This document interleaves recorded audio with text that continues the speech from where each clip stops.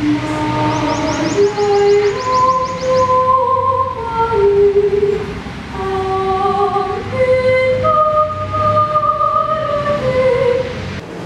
nyo yun, freshies. Sobrang fresh, sobrang free.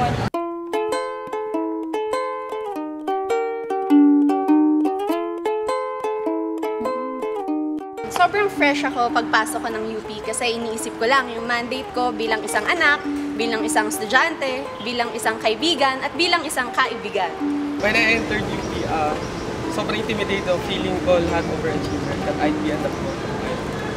Well, going into UP, medyo may idea na kung ano ba mangyayari kasi brother ko yung taga-UP. Pero pagdating pa rin sa experiences, yung mga profs sa classes, kasi yung buong experience talaga, nakapanibago talaga. Sobrang fresh.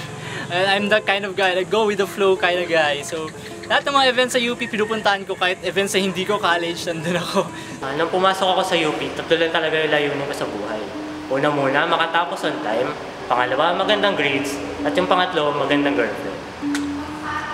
Nung fresh ako, sobrang fresh kasi galing ako sa province, so halos lahat ng bagay, iba, from culture hanggang sa means of transportation. Nung high school ako, sobrang strict na rules sa school namin.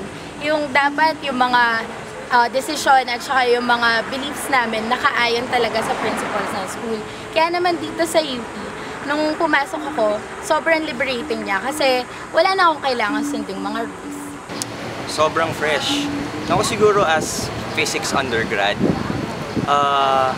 akala ko siguro schizophrenic ako or kami bilang students. Kasi nung undergrad ako, nung freshie ako, dalawa yung buildings ng physics. Wala pa yung National Science Complex. So pag magkaklase kami, minsan nasa pavilions kami sa AS o sa Palma Hall. Tapos lilipat kami. Well, actually galing kasi akong probinsyana ako. I'm from Mindanao. So pagdating ko dito, I don't really like any positions. Ayokong ayokong mag-USC, ayokong mag-council. Gusto ko lang talaga mag-aral.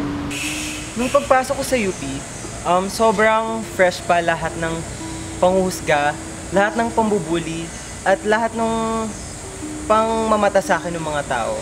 Sobrang takot ako. Nung freshie ako, sobrang fresh ko pa because I had to ask my parents and my mentors on what to do during my college life, from the smallest to the biggest questions. Nung first year ako, masasabi kong isa ako sa pinaka-competitive na estudyante sa Kolegyo ng Musika. Yung tipong lagi kong kinukumpara yung kakayahan ko sa kakayahan ng iba. As in, competitive to the highest level. Yung tipong I always have to prove myself. Diba? Sobrang fresh! Nung freshie pa ako, sobrang fresh ko pa kasi lagi lang ako nasa math building ng AS. Nag-aaral o nakikipag-usap sa mga kaibigan kong math major din.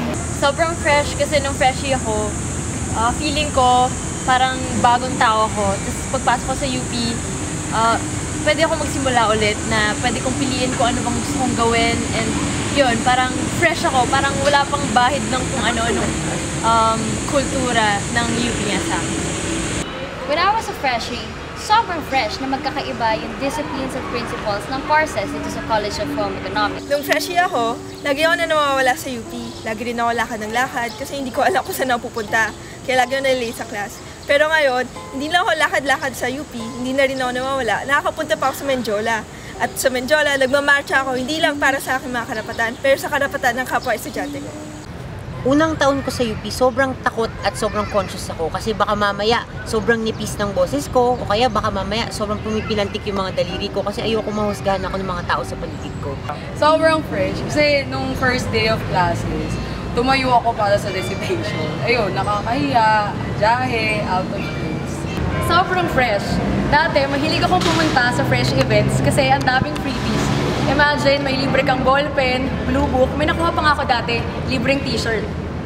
When I was a freshman, I saw it as a fresh start for me.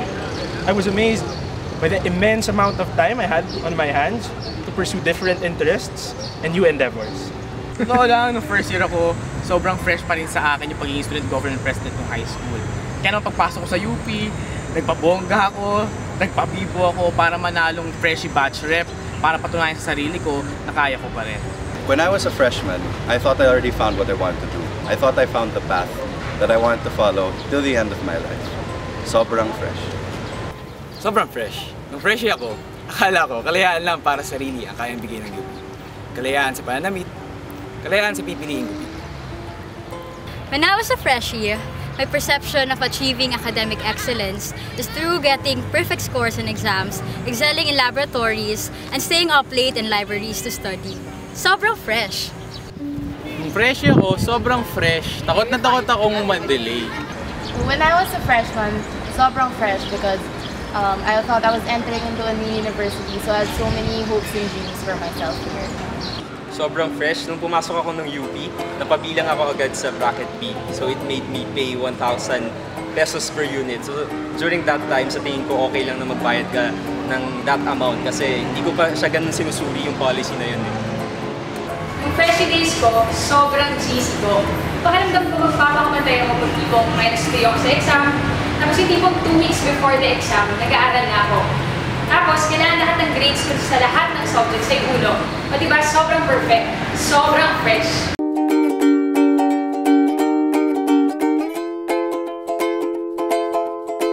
Sobrang free. So parang na-liberate ako, parang nabuksan yung isip ko na hindi lang talaga nakukulong dun sa mga kaibigan, sa pamilya mo, yung mandate mo, kundi sa mas malaking hanay pa ng lipunan, kung saan dito sa UP natuto ako maging mas militante, mas mapanuri sa pagbigay ng serbisyo sa bayan.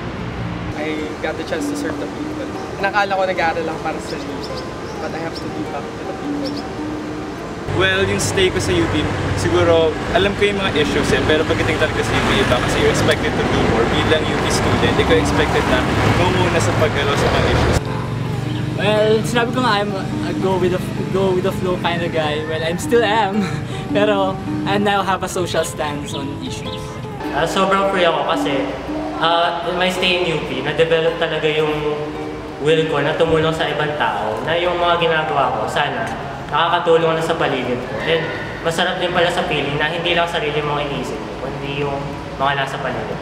Pero all those new things, you have the right and choice to fight, learn, and experience of what you believe in. From getting your own courses, hanggang dun sa pagkipaglaban sa dala-dala nating prinsipyo. Kaya naman ang pagiging isang scholar ng bayan ay sobrang free. Ayun, natuto talaga ako na magdesisyon para sa sarili ko. Yung batay talaga sa kung anong prinsipyo meron ako. Siguro balik tayo dun sa schizophrenic. Akala ko bilang physics undergrad, schizophrenic ako. Hindi pala. Bilang UP student, hindi tayo schizophrenic. Magaling lang tayo sa maraming bagay. After so long dito sa UP, na undergrad 5 years, tas ngayon nandito sa law school, nalaman ko na marami akong kayang gawin. Hindi lang bilang science undergraduate, ito lang yung kaya kong gawin bilang scientist or being physicist. Pero ngayon, tingnan nyo naman, nandito ako sa aspect ng law. I have to be aware of social issues and be socially relevant because it affects my students in the future and that is one of my roles as a guro ng bayan. Ngayong 4 years na ako sa UP, sobrang free na ako na gawin ng lahat ng bagay na gusto ko. Sobrang free na akong suotin ng kahit anong damit. Sobrang saya, sobrang may laya na akong sabihin kung anong gusto kong sabihin. At mahalin ang taong gusto kong mahalin, kahit ano pa siya.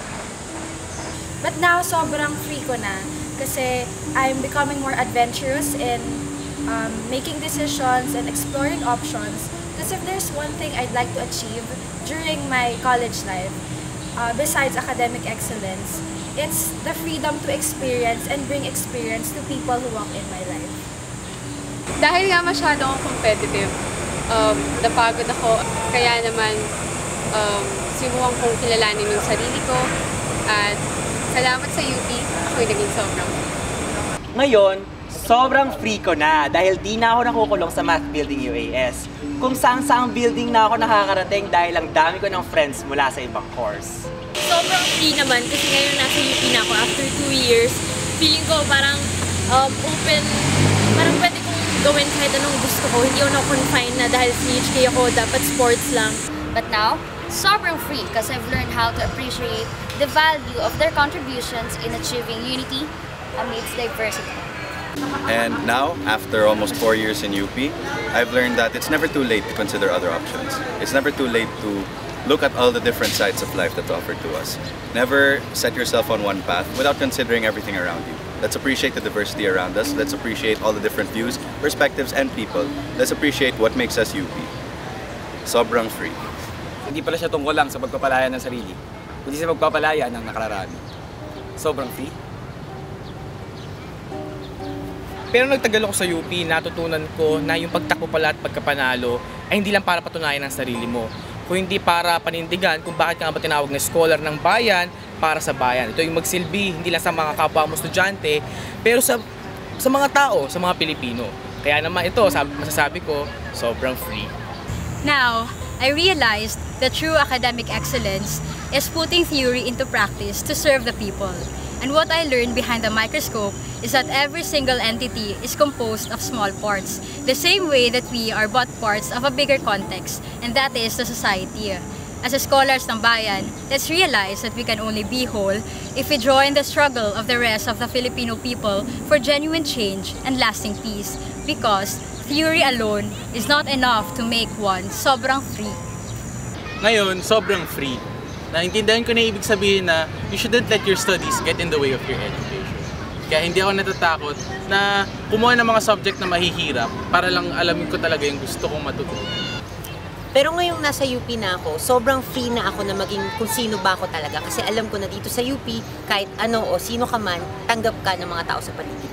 Pero natutunan ko, hindi pala lahat ng bagay parang freebie sa events na makukuha mo kahit nakaupo ka lang, nanonood at naghihintay. Tulad ng karapatan nating mga mag-aaral at kabataan sa isang abot-kayang edukasyon. Karapatan ng ating mga magulang at mga manggagawa sa sapat at nakabubuhay na sahod at makataong trabaho. Karapatan ng mga magsasaka na makapagsaka sa kanilang mga sariling lupa. Sobrang free? Habang tumatagal kasi natutunan ko sa UP community na hindi naman talaga tayo tunay na malaya.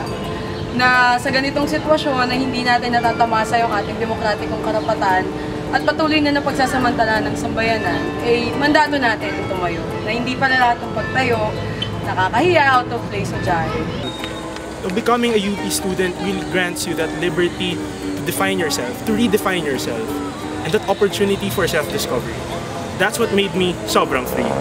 Now, sobrang free because I've learned during my 1-year stay here in the university that I have a responsibility in society. And now, instead of doing things for myself, I'm now being of service to others. Well, from being sobrang fresh to sobrang free, lahat ng experiences ko sa loob ng classroom and even outside, minulat ako ng UP na dapat yung government yan yung naglalaan na sapat at na budget sa lahat ng state universities and colleges, especially in UP as a premier national state university. So yung responsibility natin bilang national university at bilang scholar ng bayan na kailangan tayo yung nagsusulong ng mapanawagan na dapat magkaroon nga ng kung paano ba magmamaterialize yung education is a right. Pero nung tumagal ako sa UP, doon ko na-realize na hindi lahat ng bagay ay tungkol sa grades. Sabi nga ng isang UP alumna, I will not let my studies interfere with my education. Ganyan ang UP. Kaya nga academic excellence with social relevance, di ba? Yung mas importante ay nagagamit mo yung pinag-aaralan mo para paglingkuran ang sambayanan. Ganyan tayo sa UP. Sobrang free.